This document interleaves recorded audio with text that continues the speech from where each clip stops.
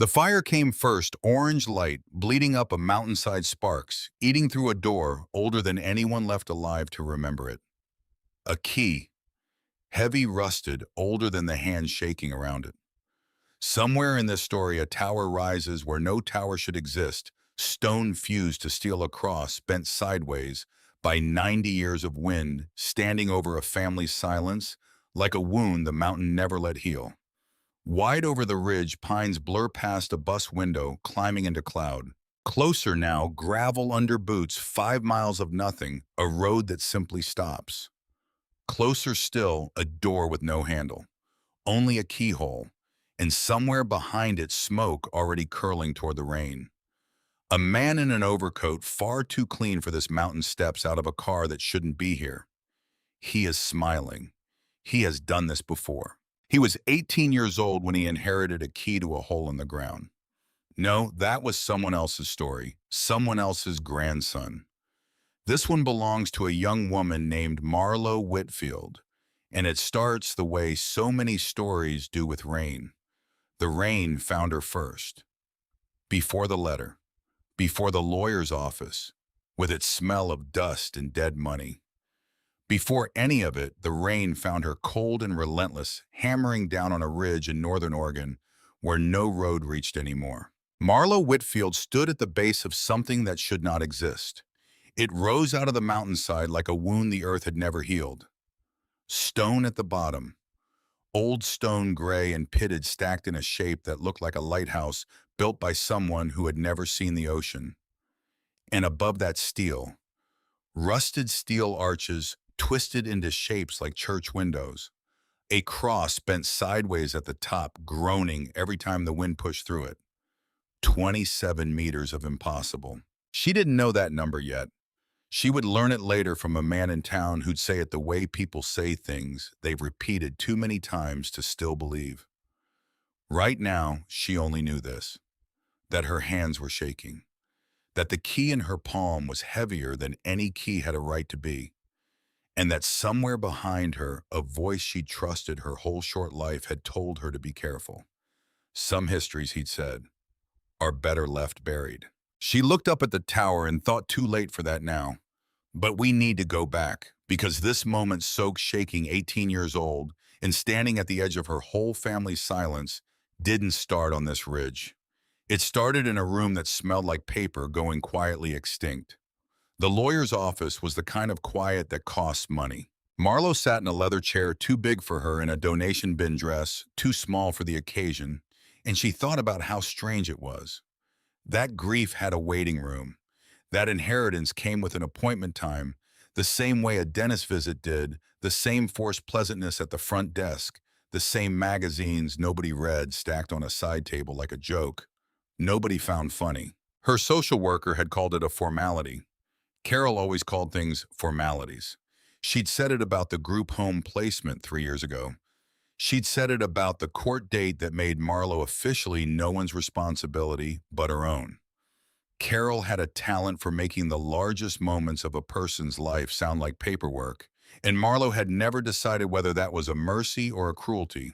18 years old, one day past the birthday, nobody threw her a party, for there had been a store-bought cake with her name misspelled on it, Marlo instead of Marlo, and nobody had noticed until she pointed it out, and even then nobody had seemed to think it mattered enough to apologize for. And now this, a mahogany desk, a man named Walter Hensley, behind it glasses so thick they made his eyes look like they were underwater. He didn't offer condolences. He cleared his throat instead, dry, rustling, like paper folding in on itself. "Miss Whitfield," he said it like a verdict. "Your grandfather, Everett Whitfield. I represented him for over 30 years. Marlo said nothing. She'd learned that in the group homes. Silence didn't get you punished. Words did. Words got twisted, repeated back to you in meetings, used as evidence of an attitude problem.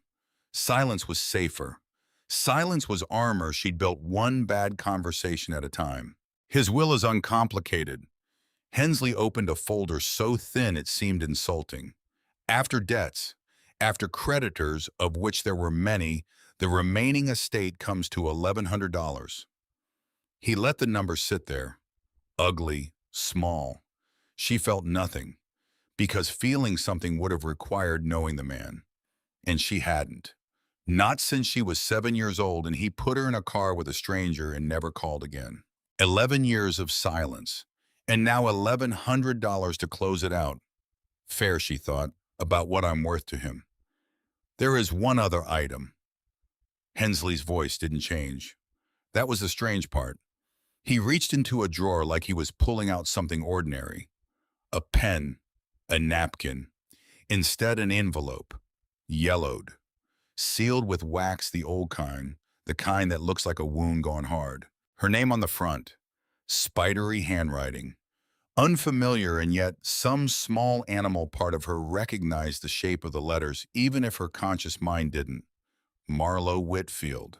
She reached for it. Stopped. "What is it?" she asked. Not really a question. More like she needed to hear a human voice say something before her hands moved on their own. "A deed," Hensley said. 5 acres. Northern ridge near a town called Hollow's Bend. And a key to whatever's on the land. Worth anything but nothing. He said it fast, almost kind in the way people are kind when they're trying to protect you from hoping. Rocky, undeveloped. The county barely counts it as taxable. It's the one thing the creditors didn't want. Worthless, just like her, just like the $1,100. She should have left it. She knew that even then some small, hard, survival-shaped part of her knew that the smart move was to take the cash, find a cheap motel, and let the rest of it rot in a drawer somewhere. She had done the math 100 times in her head already sitting in that chair. $1,100 was 3 months of rent in the right city if she was careful. $1,100 was a bus ticket somewhere warm and a job application at a diner and a version of her life where Everett Whitfield stayed exactly what he'd been for 11 years. A closed door she never had to open. Except her hand had already closed around the envelope. Except something in her, some stubborn ember she'd thought long dead, wanted to know why. Why he sent her away. Why 11 years of nothing. Why a man she remembered as kind sawdust on his hands teaching her to skip stones on some river she could barely picture anymore. Why that man became a ghost. "Anything else?" she asked. Hensley paused. It was small, a half a second, but in that hush of a room it landed like something breaking. "He was a complicated man," Hensley said, softer now. "He wanted you to have this. Said it was the only thing of value he had left to give." Value. He'd leaned on that word, like it meant more than money. Marlowe stood. The chair sighed under her, relieved to let her go. At the door his voice caught her. "Miss Whitfield." She turned. "Be careful," Hensley said, and behind those thick lenses something moved that wasn't professional distance anymore. Something closer to fear. "Some histories are better left buried." She didn't answer. She just walked out into a city that had never once felt like it belonged to her, holding a piece of paper that might.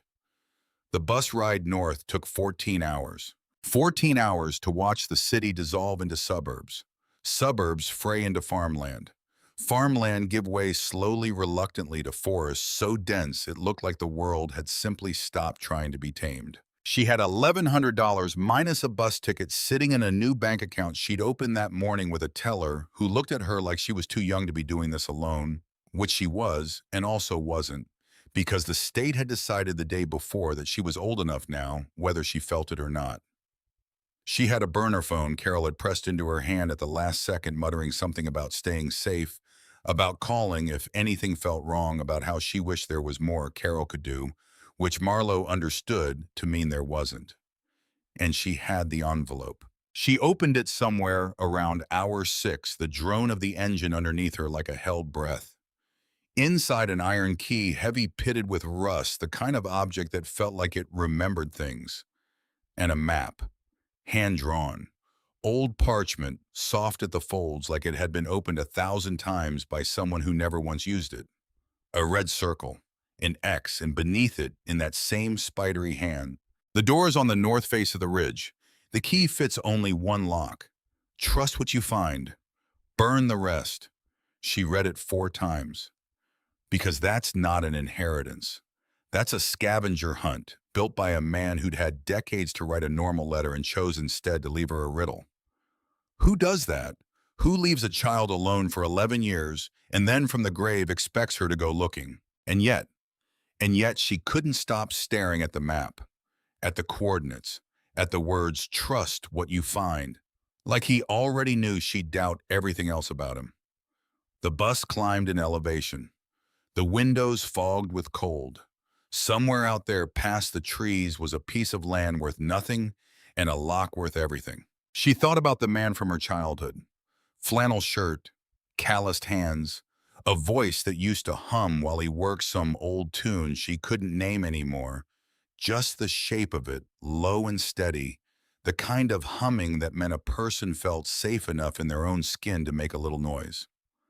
That man didn't square with secrets, with locks, with lawyers who flinched at the mention of him. Maybe she never knew him at all. Maybe none of it mattered anymore except it did. Because for the first time since she was 7 years old, she had a destination. Not a placement, not a case file, a destination. And that she realized staring out at the dark climbing hills was the most dangerous thing anyone had given her in over a decade. Hope. Hollow's Bend announced itself with a single blinking yellow light. A gas station. A diner with a neon sign missing half its letters, so that diner read DNR, which struck Marlowe in her exhausted state as a strange kind of honesty. A place that had stopped pretending to be whole a long time ago. A general store with a faded soda logo painted straight onto the brick, like the building itself had given up trying to look new sometime around 1965. The air hit her first, sharp, clean, pine and wet earth.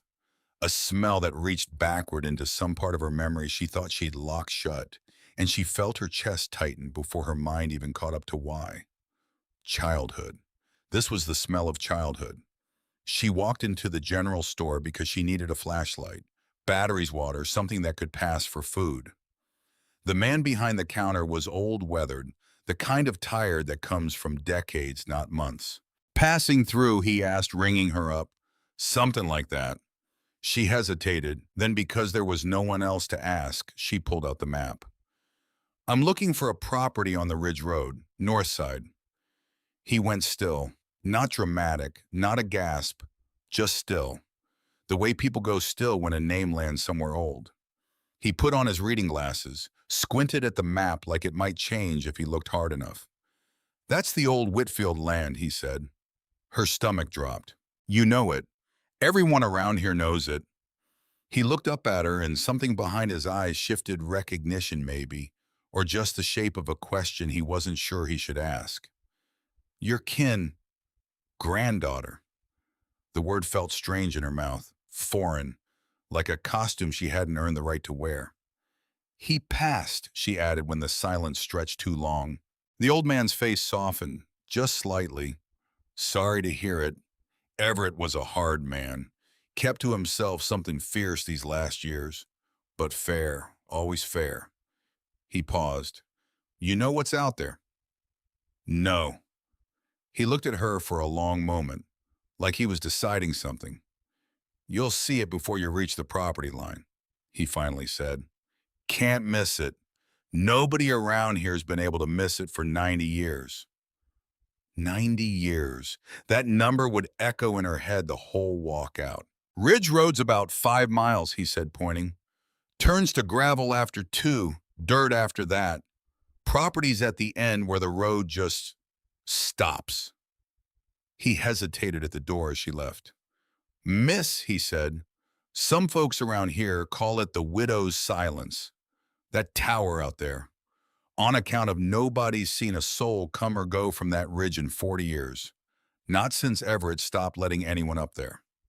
Marlowe's hand tightened on the flashlight. He was alive all that time, though, she said, half a question. My grandfather, people saw him around town. Time to time. The old man's mouth twisted, considering. He'd come down for supplies. Talk to his lawyer on the phone from the store right there once a year maybe. But nobody went up that ridge with him. Not in 40 years. Whatever's up there, he kept it to himself the whole time he was keeping himself to himself. That was different. That made sense in the way none of the rest of it did. A man could live in the world at arm's length, take a phone call, buy his groceries, sign a legal document once a year, and still guard one single door on one single ridge, like it was the only thing standing between his family and something he never named. "What tower?" she said, but he'd already turned back to his register. Like he'd said more than he meant to. Like the words had slipped out before he could stop them. She stepped out into a sky already starting to bruise with rain clouds and thought a tower. Nobody said anything about a tower. The walk felt longer than 5 miles has any right to feel. Paved road gave way to gravel exactly like he said it would. Gravel crunched under her boots, the only sound besides wind moving through pines so tall they blotted out what was left of the daylight. She pulled her hood up, walked faster, because the clouds were pregnant with rain, and because, if she was honest, because the silence out here had teeth. By the time the dirt track dissolved into a wall of blackberry bramble and fern, a cold drizzle had already started. This was it, the end of the road, her grandfather's land, and it was exactly what Hensley had promised. Wild, overgrown, worthless on paper. No house, no cabin, no ruins even. Just 5 acres fighting for space under ancient Douglas firs that had probably been standing before anyone in her family was born. Despair came fast, came before she was ready for it. She'd spent her last hope chasing a ghost to a patch of forgotten dirt. An idiot, a kid playing at treasure hunter with a map some dead man scribbled to make himself feel better about abandoning her. She almost turned back. She almost walked the 5 miles to town and caught whatever bus left first going anywhere, going nowhere, it didn't matter which. Except, she looked at the map again, north face of the ridge. She found the ridge easily enough, a steep spine of rock running along the back edge of the property, dark with rain, slick with moss. She scrambled along its base, hands raw, clothes soaked through, cold clawing up through her boots like it wanted something from her. And then she rounded a stand of trees and the world tilted. Because there it was. The tower didn't announce itself slowly. It didn't build in her mind the way the old man's warnings had built. It simply existed all at once, impossibly rising straight up out of the ridge, like the mountain itself had grown something it wasn't supposed to. The bottom half was stone, gray granite weathered stacked in an octagonal shape like a lighthouse. But a lighthouse built for a coast that didn't exist here hundreds of miles from any ocean. Windows cut into the stone in narrow slits, dark watching. And above that steel, a different era entirely bolted or welded onto the stone like two buildings had been forced into a marriage neither wanted. Rust-red arches shaped like something out of an old cathedral church windows, without glass, just black open mouths where glass used to be. And at the very top, twisted by decades of wind, a steel cross bent sideways, groaning faintly every time the storm pushed through it. 20-some meters of it, vines choking one whole side thick as her wrist, climbing the stone like they'd been trying to pull the tower back into the earth for a century. The other side stood bare, exposed, rust weeping down the steel in long streaks that looked in the gray light like something bleeding. Marlowe stood frozen. Her mind tried 3 different explanations and rejected all of them.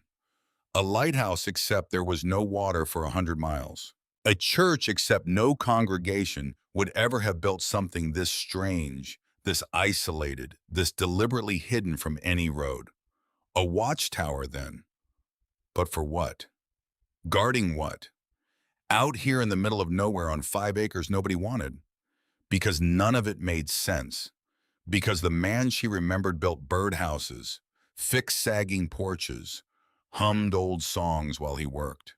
That man did not build towers that looked like they belonged in someone's nightmare of a fairy tale gone wrong. Or he did, and she never knew him. Not really. Not even a little. The rain came harder, cold, relentless, running down her collar, soaking through to skin already numb. She thought of Hensley's warning. Be careful. Some histories are better left buried. She thought too late, because her feet were already moving toward it. Up close, the tower was worse. Better. She didn't have a word for what it was. The stone base looked older than anything she'd ever stood next to. Not decades old, generations old. Moss grew in the mortar lines like green veins mapping the passage of years she couldn't count. And higher up where the steel began, she could make out something that might have once been paint. A symbol faded almost past recognition near where the strange, bent cross met the arch below it. A circle, broken on one side. She didn't know what it meant. She'd learn later that it was older than her grandfather, older than his father, that it went back to a man named Josiah Whitfield who built the stone base almost 90 years ago as a private lighthouse for a coast he claimed in letters nobody quite believed was coming for all of them one day. Though what he meant by that, whether he spoke in metaphor or in something closer to prophecy, was a question nobody in 3 generations had ever answered. She didn't know any of that yet. Right now, she only knew this. Her hands were shaking so hard the flashlight kept slipping in her grip, and somewhere at the base of all that stone and rusted steel, there had to be a door. Because the map said so. Because the key in her pocket was too specific, too deliberate to fit anything less than exactly what it was made for. She circled the base, slower now, careful the rain turning the ground to something closer to mud with every step. And on the north face, exactly where the map promised, she found it. A door, heavy, recessed into the stone like it had been designed to be missed by anyone not specifically looking. Steel thick with rust that looked in the dying light like something dried and dark and old. No handle, just a keyhole. Her breath caught somewhere in her throat and stayed there. This was real. Whatever this was, whatever her grandfather had spent his whole quiet, complicated life protecting, it was real. And it had been standing here waiting for longer than she'd been alive. She pulled the iron key from her pocket. It felt heavier now than it had on the bus. Heavier than something made of metal should feel. Her hands trembled as she pressed it toward the lock. She thought in that last second before metal met metal of the old man's voice back in town. Nobody's seen a soul come or go from that ridge in 40 years. She didn't know yet exactly what 40 years of solitude could do to a man or what it could build. She was about to. The key slid in reluctant. Grinding. Metal fighting. Metal decades of rust screaming against decades of stillness. She had to lean her whole weight into it, both hands wrapped around the key, cold water running down her wrists. Her jaw clenched so tight it ached. And then a give, a shift somewhere deep inside the mechanism like something enormous, exhaling after holding its breath for 40 years. A groan rolled up from the base of the tower. Low, deep. The kind of sound that didn't belong to metal at all, but to something older. Something structural. Something that had been waiting. Crows scattered from the trees above screaming into the storm. Marlowe staggered back a step, heart slamming. Because that sound, that groan, it didn't feel like a door opening. It felt like something waking up. She stood there a long moment, rain soaking through every layer she owned. The flashlight beam trembling across rust-streaked steel, across stone, stacked by hands 3 generations removed from her own, across a door that had just impossibly given way. She thought about turning back. She thought about the $1,100 sitting untouched in a bank account somewhere, about a motel room, about a version of her life where she never came to Hollow's Bend at all, where the tower stayed a rumor in an old man's mouth and nothing more. And then she thought about her grandfather's handwriting. Trust what you find. Burn the rest. He'd known someone would eventually stand exactly where she was standing. He'd built this for her. Marlowe pressed her palm flat against the cold, wet steel of the door and pushed. It moved, slow, screaming on hinges that hadn't turned in 40 years. And beyond it, darkness. Waiting. Hers. She stepped forward into the dark, into whatever her family had spent 3 generations trying to bury. The door groaned shut behind her, and the storm outside went quiet all at once. The way a held breath goes quiet just before it's finally released. There was no light down here except what she carried, and for a moment she simply stood at the threshold, listening to her own pulse, before she made herself walk forward into whatever her grandfather had left behind.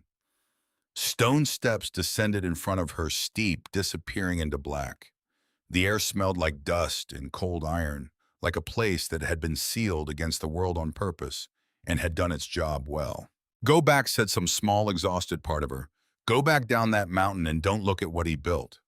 Except she couldn't, because the door had already grown shut behind her, sealing tight, and some primal animal part of her brain had already started counting how much air a sealed stone tower might actually hold. So she went down. The room at the bottom wasn't a room, it was a shelter. Concrete walls thick as a fortress. Steel beams overhead still solid despite everything. Shelves along one wall stacked with supplies that looked military-grade: canned rations, water jugs, gas masks folded into canvas bags, like something out of a war nobody told her about.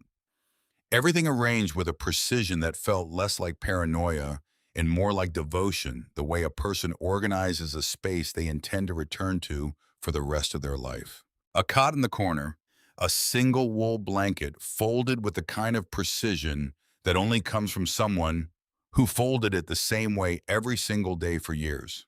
This wasn't a lighthouse. This was a bunker. Someone had built a bunker into the base of a 90-year-old tower and then spent decades preparing for something that never, as far as she knew, actually came. Her flashlight caught a green metal footlocker under the cot. And that was when her hands started shaking again. Because a bunker was strange. A bunker was frightening in the abstract, distant way that old family secrets are frightening. But a footlocker was personal. She knelt, fingers numb, fumbling with latches that gave way easier than she expected, like they'd been waiting for someone too. Inside, folded clothes, a flannel shirt, denim worn soft at the knees, the smell of cedar and something else, something that hit her before her mind could name it. Sawdust. Her breath caught, because that smell, that exact smell, it didn't belong to a stranger who abandoned her at 7 years old. It belonged to a man with calloused hands who used to hum while he worked, who taught her to skip stones on some river she'd almost forgotten existed. It was him. She pressed the flannel to her face without meaning to, and something cracked open in her chest that she'd kept locked since she was 7. Beneath the clothes, a photograph. A little girl on a man's shoulders, both of them grinning into the sun. She didn't remember the photo being taken, but she remembered the feeling, safe, weightless, like the whole world was smaller than his hands. At the very bottom of the trunk letters, a dozen at least tied together with twine, addressed to her in that same spidery hand. And on top, separated from the rest, a single word: first. She sat on the edge of the cot. The springs groaned under her weight, loud in a silence so total it felt like pressure against her ears. Her hands shook so hard she nearly tore the paper unfolding it. "My dearest Marlowe, if you are reading this, then I am gone, and you are a woman now. I hope the world has been kinder to you than I was. You have questions. You have every right to hate me for not answering them sooner. I am writing this so you might understand, even if you cannot forgive." Her eyes moved fast, faster than her mind could keep pace with. "I never wanted to send you away. You were the only good thing left in my life, but I had to make you disappear. Before you were born, I was not a good man. I partnered with someone in land dealings legitimate at first, buying parcels, development. Except the man I partnered with, Marcus Thorne, was never interested in legitimate. He used threats, fraud. He forced families off land that had been theirs for generations. When I found out how deep it went, I tried to walk away. I had proof, ledgers, documents that could have ended him. I threatened to go to the authorities." Marlowe's chest tightened, because she already knew somehow in the pit of her stomach exactly what came next. "That was my mistake. He made it clear what would happen if I spoke. He had people watching me, watching you. I remember the car outside your school, Marlowe. I remember telling you it was nothing. You believed me because you were 6 years old and I was your whole world. I was not protecting you by staying close. I was endangering you. As long as you were tied to me, you were leverage. The only way to keep you safe was to sever the tie completely." She stopped reading. Her hands were trembling too hard to hold the page steady. Because she remembered that car. She'd forgotten it, buried it somewhere under a decade of foster homes and case files, but she remembered it now, whole and sudden. A dark sedan outside her elementary school, her grandfather's face going pale. It wasn't nothing. It was never nothing. "I built this shelter years before as a precaution, a place to run if things went bad. But hiding you here with me was never enough. Because as long as Thorne believed you mattered to me, he would use you against me. So I made it look like I didn't care. I drove you to social services myself. I told you I couldn't take care of you anymore. I watched your face break, and I did not stop the car for 100 miles, because I knew if I stopped, I would turn around, and turning around would have gotten you killed. Every day since has been a version of that same drive. I have lived 11 years knowing my granddaughter believes I threw her away. I could not risk contact. Not a letter, not a phone call meant for you. Every year I called Walter Hensley just to know you existed somewhere in the world, safe, and every year that was the only mercy I allowed myself." The paper slipped from her hands. A single tear traced down through the dust on her cheek. Then another. And then it wasn't tears anymore.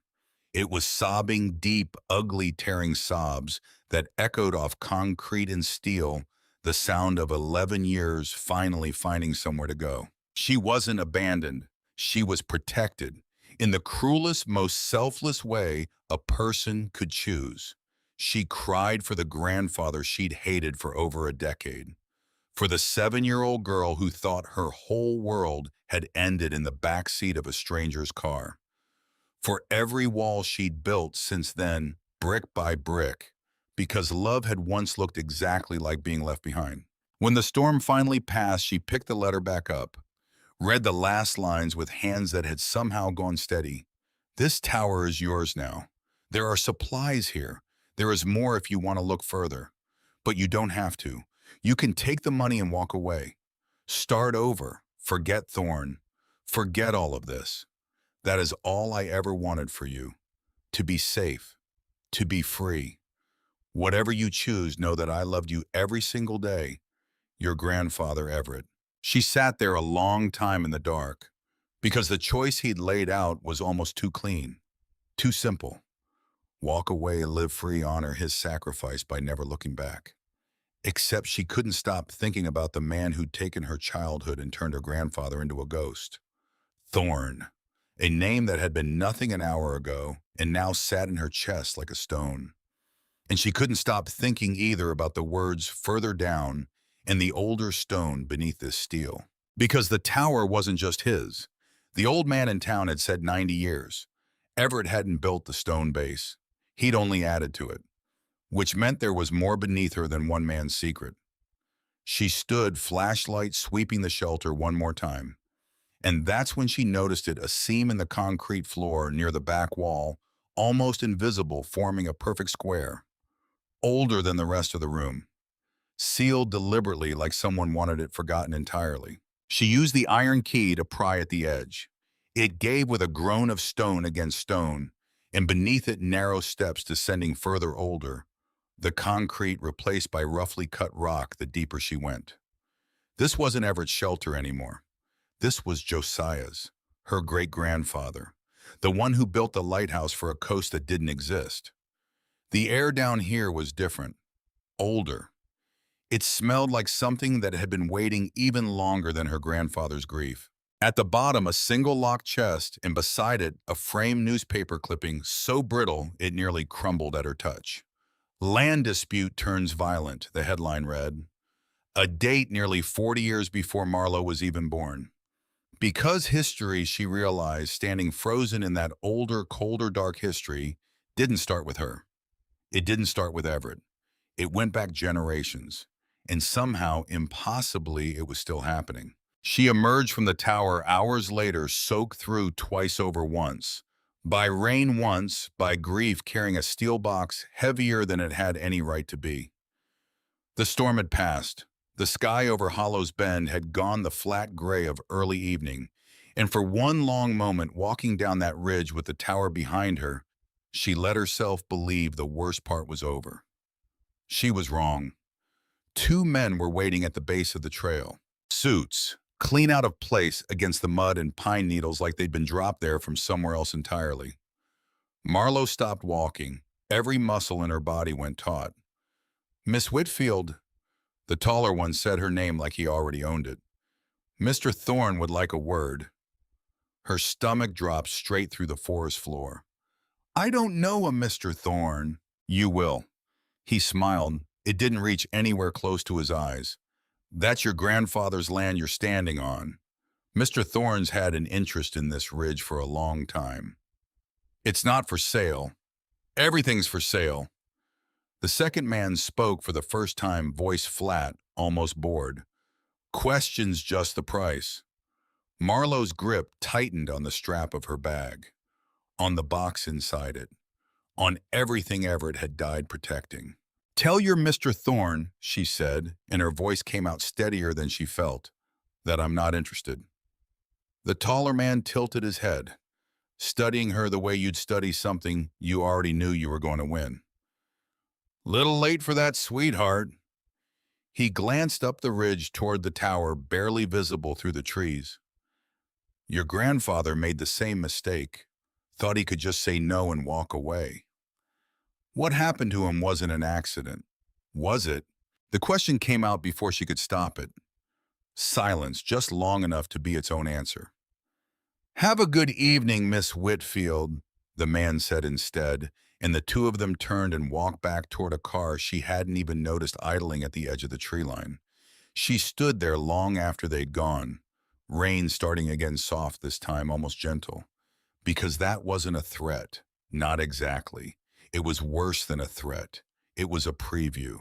She called Hensley from the burner phone the second she reached cell signal in town, standing under the awning of the diner, rain dripping off the edge above her head. Miss Whitfield.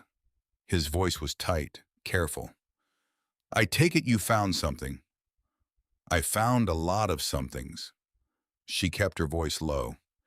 And two men who work for someone named Thorne just met me at the bottom of a mountain. Silence on the line, longer than she liked. Say that again, Hensley said. Marcus Thorne. Does that name mean anything to you? The pause this time was even longer, and when Hensley finally spoke, something in his voice had changed completely, the polished distance gone, replaced by something raw. It means everything, he said quietly. Marlowe, I need you to listen to me very carefully. I'm listening. Before I represented your grandfather, before any of that, I did legal work for Thorne Development, early in my career. I didn't know, not at first, what kind of company it was. Her whole body went still. You worked for him. For 2 years, until I saw what he did to families who wouldn't sell. Until I saw what he did to your grandfather when Everett tried to expose him. Hensley's voice cracked just slightly, just once. I left. I've spent 30 years trying to make up for those 2 years. Representing your grandfather was the only apology I knew how to give him. Marlowe closed her eyes, rain hammering the awning above her. Because everyone in her life, it seemed, was carrying some quiet debt to a dead man. Her grandfather, this lawyer, maybe even the old man at the general store. Everyone except her. She was the one person who never got to know him at all until tonight. He tried to destroy Thorne once, she said. Didn't he? That's what the ledger downstairs is. She heard Hensley go very still on the other end of the line. What ledger? There's more, Walter. There's a whole floor beneath the one Everett built. It goes back further than him, further than any of us. A long breath ragged on the other end. Bring it to me, Hensley said. Tonight, whatever you found, bring it here. Because if Thorne's men already found you, that means he knows the estate's been settled, which means he's moving, which means we don't have as much time as I'd hoped. How much time do we have? Hensley didn't answer right away. I don't know yet, he finally said, but I know Thorne, and I know that man does not send people to greet a grieving 18-year-old out of courtesy. The drive to Hensley's office felt longer than the bus ride north had, because every set of headlights behind her felt like a threat now. Every shadow at the edge of the road felt like it was watching. She kept the steel box on the passenger seat, one hand resting on it at every red light like it might disappear if she stopped touching it. She pulled up outside a small, dark law office on the edge of a town 2 hours from Hollow's Bend, and Hensley opened the door himself before she'd even reached it. He looked older than he had in that mahogany office. Smaller somehow, like the years had finally caught up all at once. "You found the ledger," he said. "Not a question. I found more than one." She set the steel box on his desk, opened it, watched his face as the contents came into the lamplight: stacks of cash, a leather-bound book worn soft at the edges, and beneath it, older still, the second book from the deeper chamber, its cover cracked with age that predated either of them. Hensley's hand hovered over the older book without touching it. "Josiah's," he whispered. "You knew about him too." "I knew there was a first ledger. Everett mentioned it once years ago, late at night, more wine in him than usual. He said his father started something he never got to finish, that Everett had spent his whole life finishing it in secret." Hensley looked up at her and his eyes were wet behind those thick lenses. "I never dreamed you'd be the one to actually find it." Marlowe sat down across from him, suddenly exhausted in a way that went deeper than the last 24 hours. "Walter," she said, "what did Thorne do to my great-grandfather?" Hensley was quiet a long moment. "The same thing he did to your grandfather," he said finally. "Buried him. One generation tried to expose him and paid for it in silence. The next generation tried and paid for it in isolation." He looked at her, and something in his expression turned fierce, protective, older than any professional distance should allow. "I will not let there be a third." Marlowe looked down at the ledgers, at the cash, at the weight of two men's entire lives sitting on a mahogany desk in the shape of paper and ink. "He gave me a choice," she said quietly.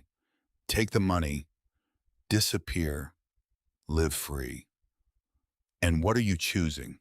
She thought about the men in suits at the base of the ridge, about the flat, bored voice that said everything's for sale, about her grandfather driving away from a 7-year-old girl and not stopping for 100 miles because stopping would have gotten her killed. "I'm choosing to finish what they started," she said. "Both of them." Hensley closed his eyes for a moment. When he opened them, there were tears in the corners and something like relief underneath the fear. "Then we don't have much time," he said, reaching for the phone on his desk. "Because if Thorne already sent men to find you, he's not planning to wait for a fair fight." Outside, the storm had picked up again, rattling the office windows.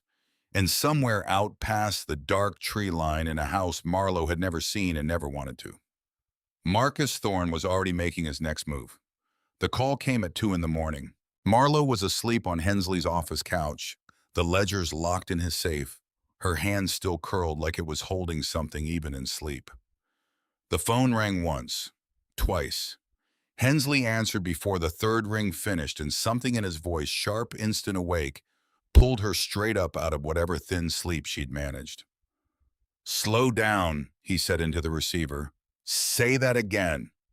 She was already on her feet. "Walter."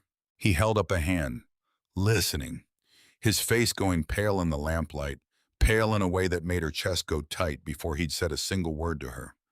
"Someone's at the tower," he finally said, lowering the phone. "The old man from the general store. Says he saw headlights on the Ridge Road an hour ago. Says he heard something metal tearing, he called it. Then smoke." Marlowe's whole body went cold. "They're burning it. They're trying to." Hensley was already grabbing his coat. "Which means they know exactly what's inside. Which means somebody talked. Or somebody watched you longer than we realized. The ledgers are safe. They're in your—" "The ledgers aren't the only thing in that tower, Marlowe." His eyes found hers, and for the first time since she'd met him, Walter Hensley looked genuinely frightened. "Everett kept copies. I know he did. If Thorne's men destroy the tower before the hearing, there's no chain of evidence, no proof of where any of it came from. A ledger with no origin is just a book somebody could have written yesterday." She was already moving toward the door. Marlowe. I'm not losing it, she said. Not after everything it cost to keep it standing this long. The drive back to Hollow's Bend was the fastest 2 hours of her life, because every mile marker felt like it was mocking her. Because the rain had started again, hammering the windshield until the wipers could barely keep pace. And somewhere behind that gray wall of water was a fire that might already be finishing what one phone call couldn't stop. Until the tree line broke and she saw it. Orange light, low against the base of the ridge. Not the whole tower, not yet, but enough. Enough to see shapes moving near the north face. Enough to see the door, her grandfather's door, already forced half open, sparks catching on something inside. She was out of the car before it fully stopped. Marlowe, wait! Hensley's voice somewhere behind her, useless against the wind. She didn't wait. She ran up that ridge the way she'd run from nothing in her entire 18 years, because this was the first thing that had ever actually been hers, and she was not going to watch it burn from a distance. A man in dark clothes turned at the sound of her footsteps, startled, caught. Hey! She didn't stop to explain herself. She grabbed the fire extinguisher, bolted just inside the bunker entrance because, of course, Everett had one, because the man built a shelter meant to survive anything, and would never have forgotten something as basic as fire suppression. And she came at the flames low and fast, sweeping the spray across the base of the fire before it could climb any higher into the old wood shelving. Get back, the man shouted, but she wasn't listening to him anymore. Behind her, headlights swept across the trees. Another car, and out of it the same flat, bored voice from the ridge trail 2 days earlier. This is becoming tiresome, Marcus Thorne said, stepping into the firelight for the first time. He looked exactly like a man who owned half the county's misfortune. Silver hair and overcoat too clean for a mountain in the rain, hands folded like he was watching a mildly interesting problem solve itself. Marlowe stood between him and the smoldering doorway extinguisher, still hissing in her hands. Soot streaked across her face. You, she said. Me. Thorne almost smiled. You have your grandfather's stubbornness. I'll give you that. He also stood exactly where you're standing once, defending a hole in a mountain like it mattered. It mattered enough that you spent 30 years trying to bury it. Something flickered behind his eyes, small, fast, gone before she could name it. Careful, he said quietly. Ledgers can be discredited, buildings can burn, but people, he tilted his head. People are so much easier to make disappear quietly. Ask your grandfather. Oh, wait. A pause, deliberate, cruel. You can't. Something in Marlowe went very still and very cold. Get off my land, she said. Thorne actually laughed, short, genuine, the laugh of a man who had never once been told no and meant it. Your land, he repeated, for now. He turned, walked back toward his car without hurrying, without looking back the way men walk when they've never once had to run from anything in their lives. His men followed. The fire, smaller now, hissed out under the last of her spray in the rain that had never stopped falling. Marlowe stood there, chest heaving, watching taillights disappear down the ridge road. He'd said for now, which meant this wasn't over, which meant tomorrow's hearing wasn't the end of anything. It was the only chance she had left. The courthouse the next morning felt too small for what was about to happen inside it. Marlowe sat in the back row exactly where Hensley had insisted she stay out of sight, out of Thorne's line of vision until the moment it mattered. Her hands were folded so tight in her lap, her knuckles had gone white. Thorne sat at the front, unbothered, expensive, chatting quietly with his lawyers like this was any other Tuesday. Because to him, she realized it was. The judge called the case. Thorne's attorney rose first, smooth rehearsed, presenting a promissory note with Everett's supposed signature, a debt they claimed secured against the land itself, unpaid defaulted grounds for immediate seizure. It looked convincing. That was the terrifying part. It looked exactly official enough to work. Hensley stood. Your Honor, he said, voice steady in a way Marlowe knew had cost him everything to manage. Before we proceed on the note, I'd like to submit evidence regarding the business practices of the plaintiff. He placed the ledgers on the bench, both of them. Josiah's brittle decades-older pages beside Everett's careful coded entries, two generations of the same family quietly documenting the same man's crimes across nearly 90 years. The courtroom went silent in that particular way rooms go silent right before something breaks. The judge read, slowly at first, then faster, his expression shifting from polite skepticism into something colder, sharper. Marlowe watched Thorne's face from the back row, watched the practiced calm slip. Just slightly, just enough. Because he'd known about Everett's ledger. He'd spent decades making sure it never surfaced. But Josiah's the first one, the one buried a full level deeper, hidden by a man dead for over half a century. That one she realized, watching color drain slowly from Thorne's face. That one he'd never even known existed. Two men in dark suits entered from the back of the courtroom. State investigators, quiet, unhurried, exactly the way Hensley had promised they would be. One leaned down and spoke low into Thorne's ear. The color left his face entirely.